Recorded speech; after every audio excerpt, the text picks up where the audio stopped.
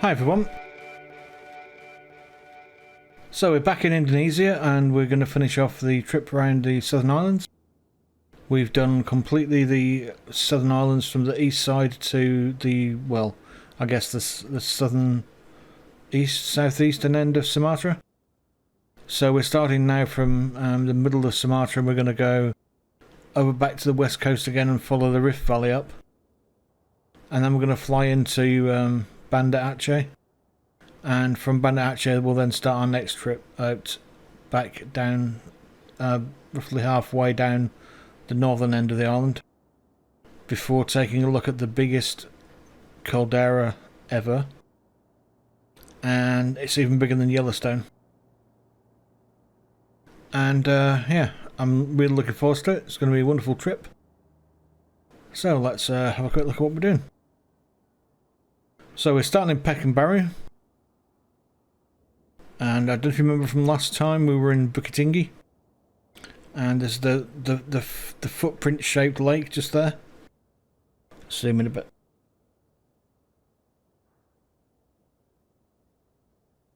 It's a bit hard to see because this is an overview map, but that's the footprint shaped lake that we saw last time. We flew past it and then in to Pekanbaru. So now we flew up from Darwin. We're going to go Pekanbaru to Bukit Tinggi and we're going to follow the Rift Valley up.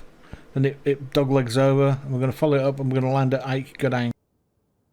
I don't think we'll have much more time than that for now because we had a bit of weather earlier today and not been able to leave until quite late. I think it's about 3:30 again.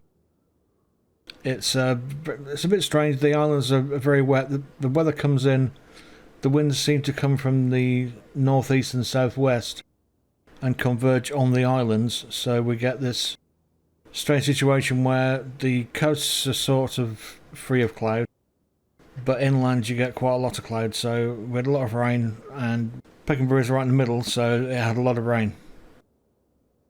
So first trip is from here to Aek Godang,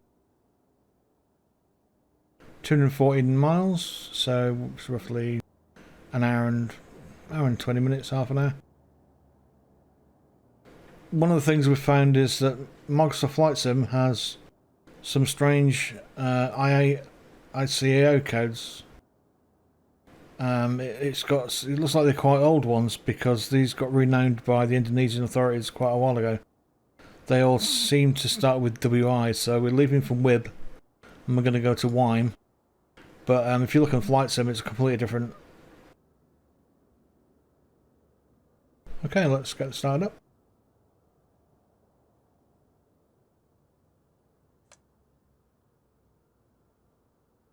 Oh yeah, we're back in a lovely thing, the DA62.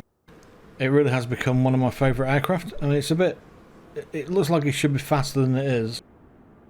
I mean, it's remarkably slow for what it looks like it's capable of, and it looks really nice. So yeah, it's metallic cherry red, this one.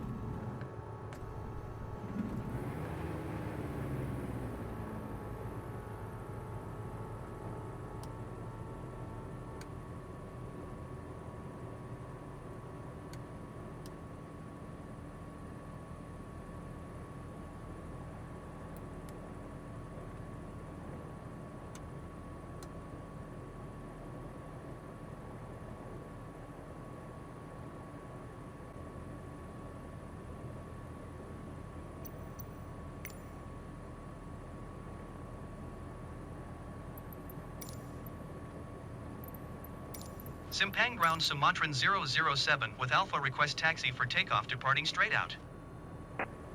Sumatran 007 taxi to and hold short of runway 36 using taxiway. Contact tower on 119.25 when ready. Taxiing hold short runway 36 via taxiway Sumatran 007.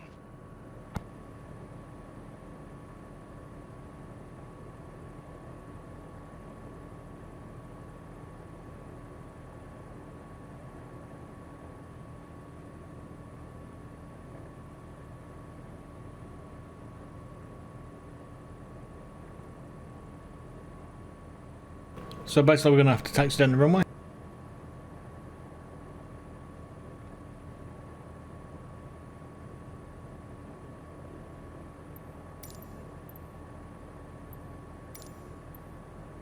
Simpang ground Sumatran 007 requesting pushback.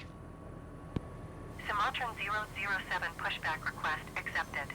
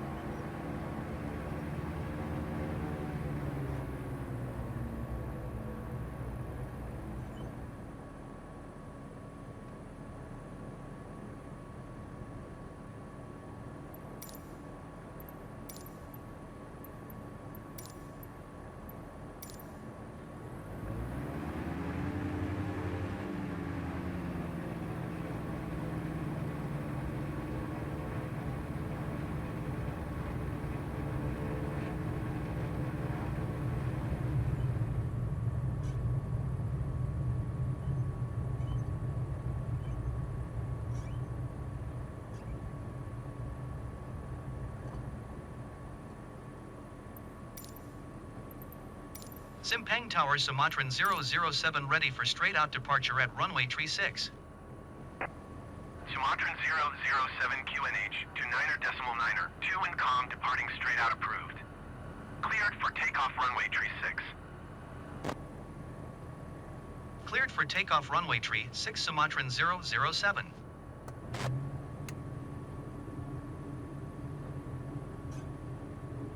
So clear left and clear right.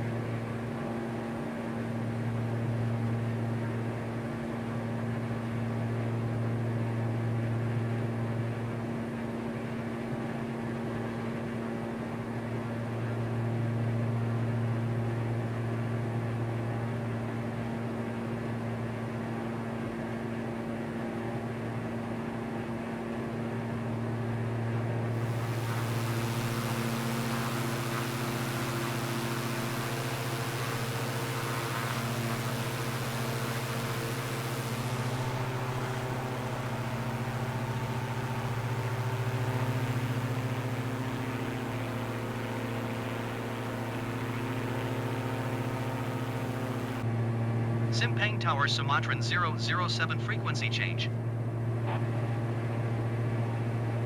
Pekanbaru approach Sumatran 007 is type Diamond DA 62 5 miles south of Simpang, 2,400 feet.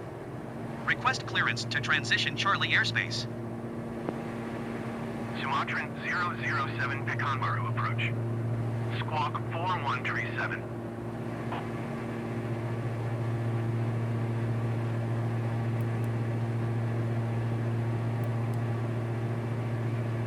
Squawk 4137 Sumatran 007. Sumatran 007 radar contact 5 miles southwest of Simpang, 2,700 feet. Cleared through the Charlie airspace. Maintain own navigation. Cleared through the Charlie airspace Sumatran 007.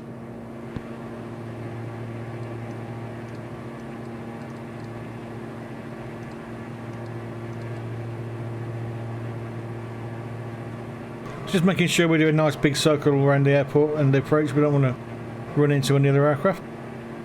And once it hits the line, it will take over and we'll be onto GPS. That's a little quirk of the GPS, this type of GPS.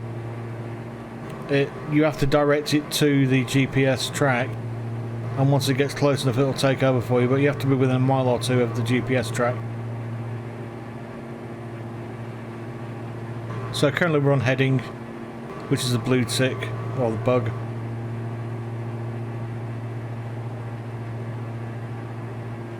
And like I say, once it intercepts the purple line, which is the GPS track, that'll put us onto GPS autopilot.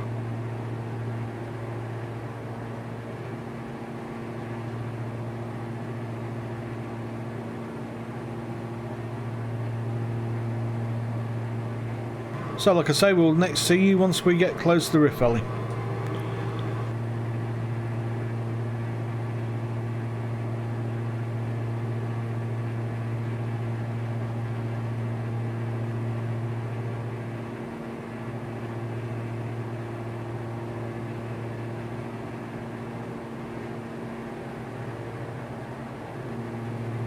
You can probably see it's just picked up the GPS track, so it's now going to zoom in and run along the GPS track. Superb. Unfortunately, it's directly into the sun.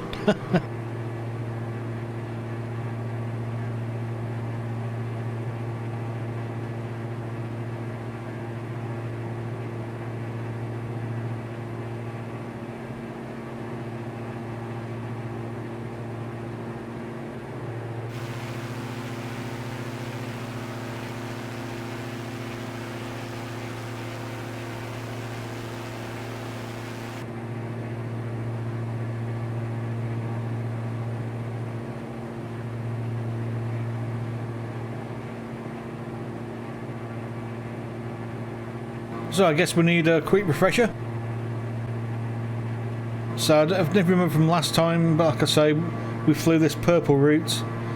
From Padang then inland, we didn't follow that quite exactly. Went in, followed the lake, flew around the lake and this mountain and the footprint lake, and then flew over to Pekanbaru before then continuing on to Singapore. This time around we're following the green track, and we're going to go back to the footprint lake and then turn right up the Rift Valley, continuing up the Rift Valley and fly into Aek Godang. From Aek we're going to then go up the west coast, Singkil, Tekatali, Kutniak Dien, and follow the mountains up there. The Rift Valley deviates here, we're going to follow this side of the mountain, and then on the next route we're going to follow on the other side of the mountains and go through all the other best bits of the Rift Valley and take a big detour around. There's some sights to see over here, and then fly to the biggest one I've ever seen.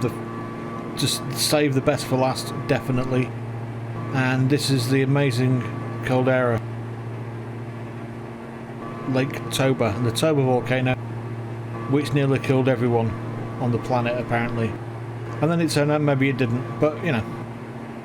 It was quite devastating for a lot of the region. Most of South Asia suffered quite intensely, and it affected regions as far as Africa, where we know that people survived on the South African coast.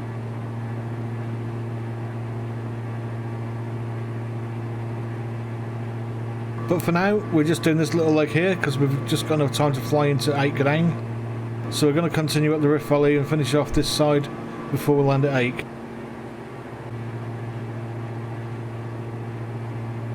So you can see there's a footprint lake, and there's Toba.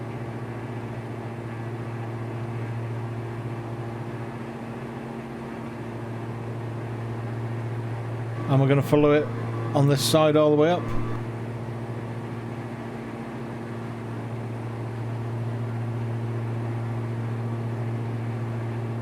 and then come onto the coast and follow it over this bit all the way to Banda Aceh. This is up the top here.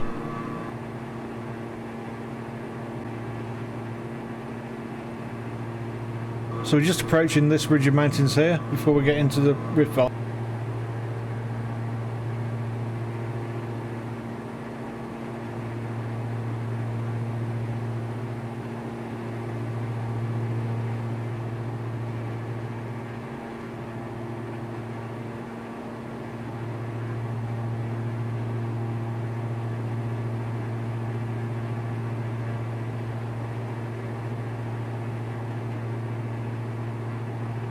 So we need to put a bit of height on. We're going to go up to 5,000 feet.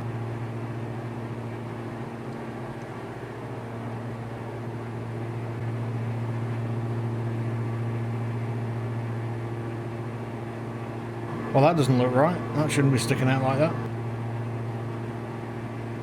I did notice there's been a bit of a weirdness with the terrain recently. I think I moved the slider up to Ultra for terrain map, height map, and it seems to have gone a bit strange.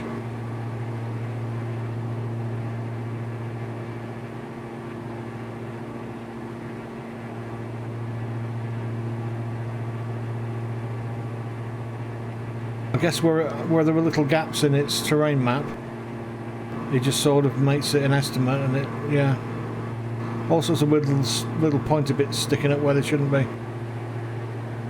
That's quite a big one there.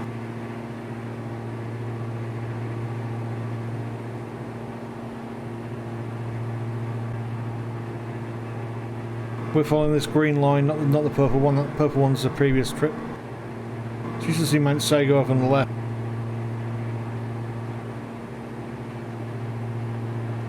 To the wonderful lake of Maninjau,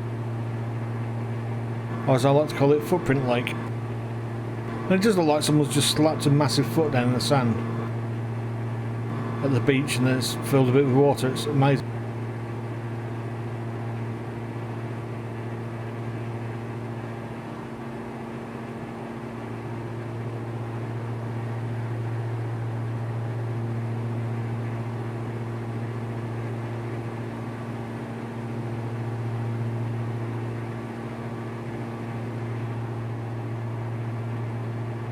Yeah, we've got some more weird protuberances.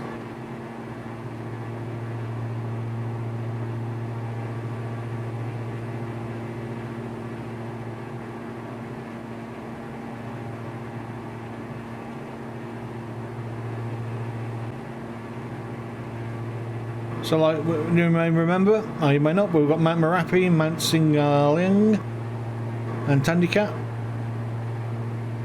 And Sago is the smaller one in front.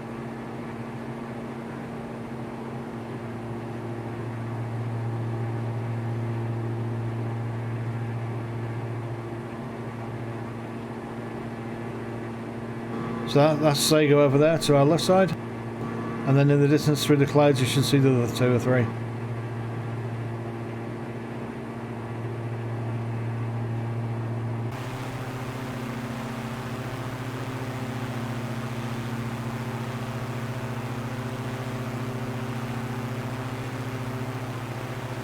I will of course put the labels on in post so you can see which one's which, and we'll be turning to our right in a little while.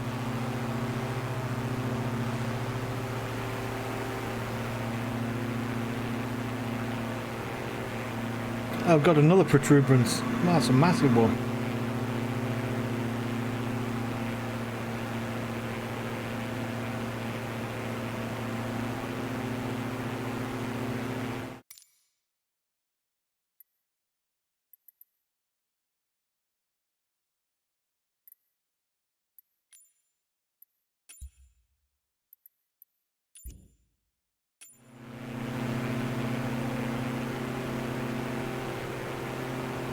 Well, I was hoping that'd cure it, but it doesn't appear to have.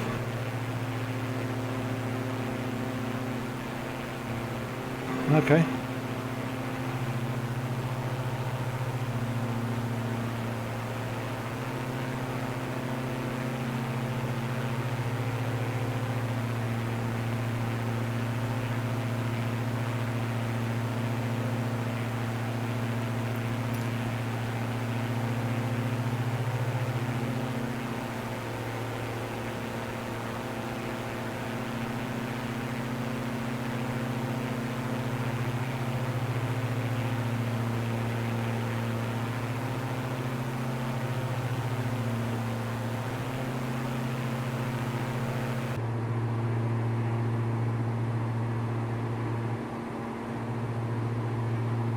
we'll then follow the Ridge Valley up. Sorry, the Rift Valley, not the Ridge Valley. We'll follow the ridge of the Rift Valley up. Past Talak Mau, which looks quite a magnificent mountain.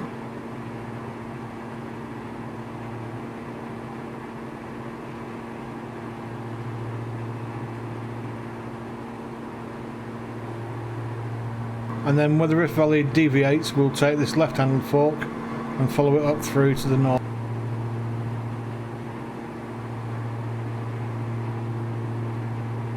Well, Talak Mountain looks like a magnificent little mountain, doesn't it?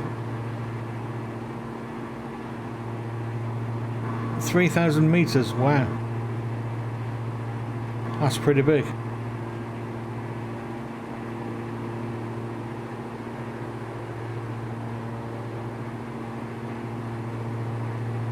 So that one there is Mount Singgalang, with a double G, Singgalang, and then we're going to turn right, like I say, and follow the Rift Valley up to the north.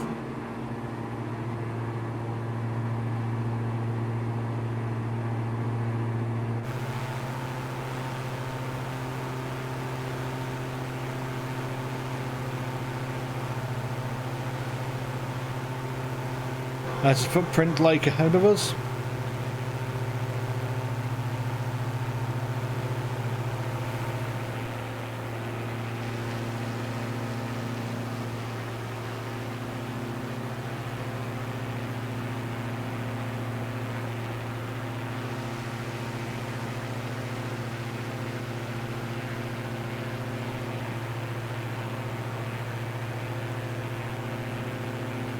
We're going to be heading for roughly for that point there.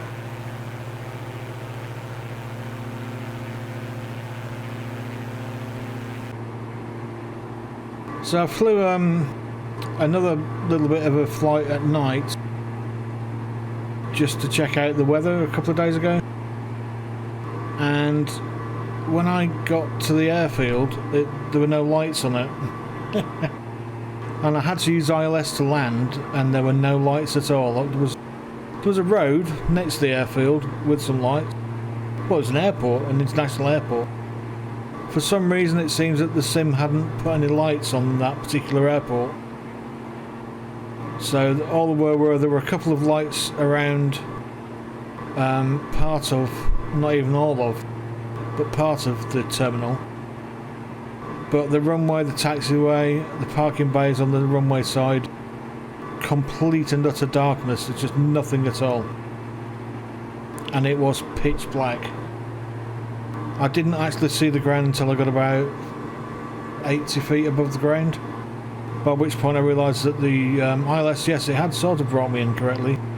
Because there was a crosswind, it had just slightly drifted off to the left. So I was a bit panicky, but yeah. Didn't die, so that's good. So hopefully we'll get there just as the sun's going down, or just gone down. It may be dark when we get there. If it's dark, I'm just going to hope that the lights do work.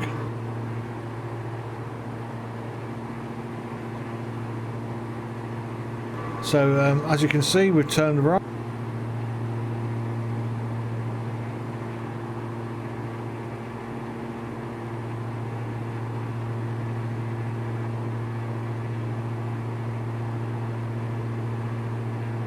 So Mount Talak Mau on our left.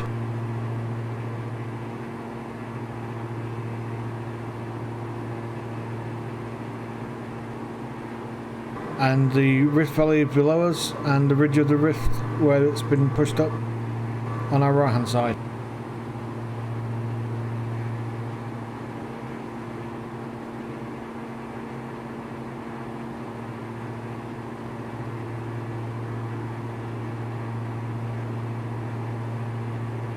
So we're roughly just about halfway there now.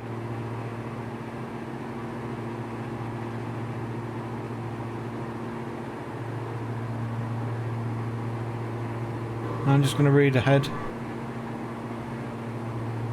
and check for PAPIs. Oh, a PAPI. It's a pretty small airport, so I'm not hoping for too much, but As you can see, it does have lights around it. Whether or not they're in the same is a different matter, unfortunately.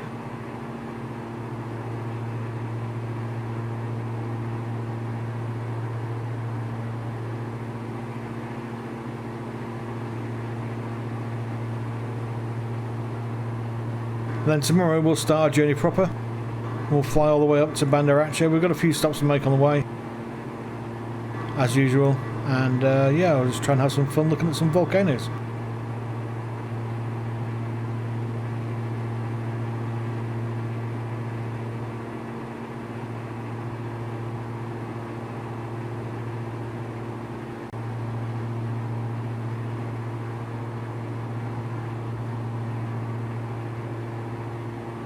And on our right side, this ridge, we've got Mts Batau Hijau first, then Batau, and then Mount Lumut at the end.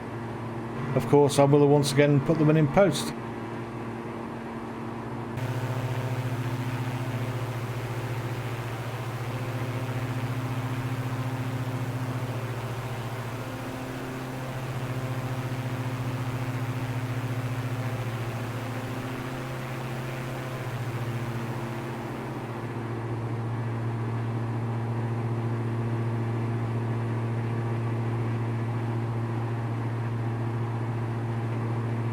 This is Mount Dolok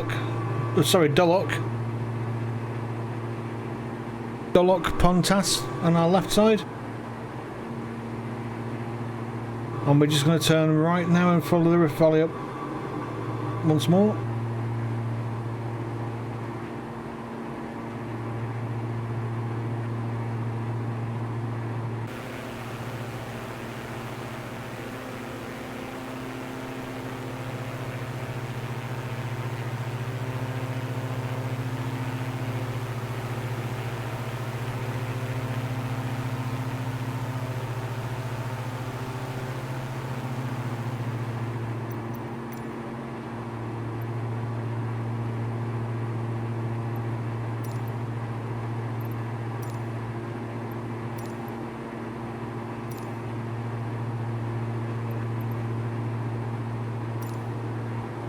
So it's looking like it's unmanned, so yes, we might be able to look for the old lights there, unfortunately, it seems. This should be interesting. But it's another lovely sunset again. Absolutely stunning.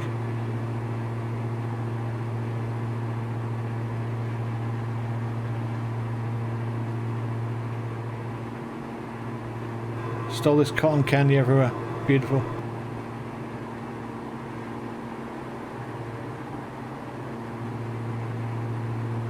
Hopefully not the last thing we see before writing off this aircraft and does upon landing. Come on, let's see how we go out. We'll see when I start our approach. A few moments later. So it turns out my worst fears were confirmed. When we finally got to the airfield, it was pitch black and the only thing lit up was a road. And of course that road then blinded you to any other dark thing. So yeah, that ended in disaster. So I've had to cheat and wind the clock back to give us a bit of light to land in, which is a bit pathetic really, but there you go. So I'm just going to descend now. We're almost heading into the airport. We're on runway 11.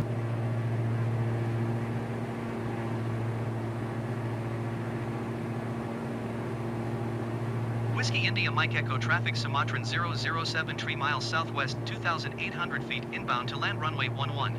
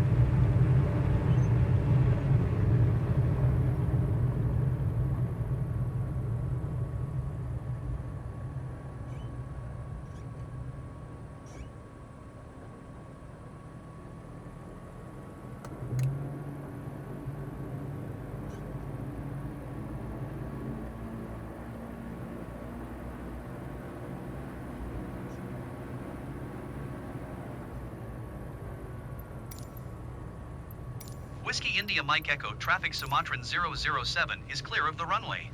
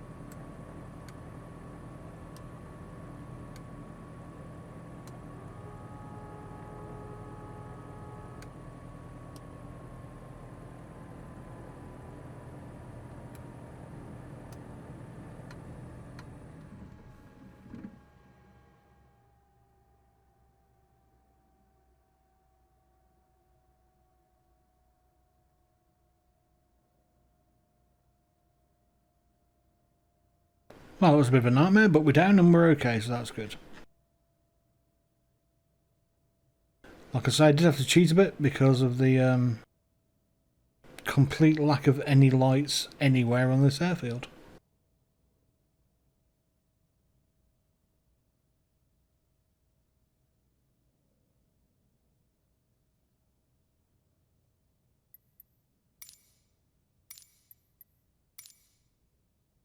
So we're going to overnight here. There's some nice nightlife going on and plenty of places to stay. So we'll see you tomorrow when we set off again. Thanks for flying scary Sumatra now. Can't believe it. What on earth are they doing? How can you have an airport with no lights? It's ridiculous.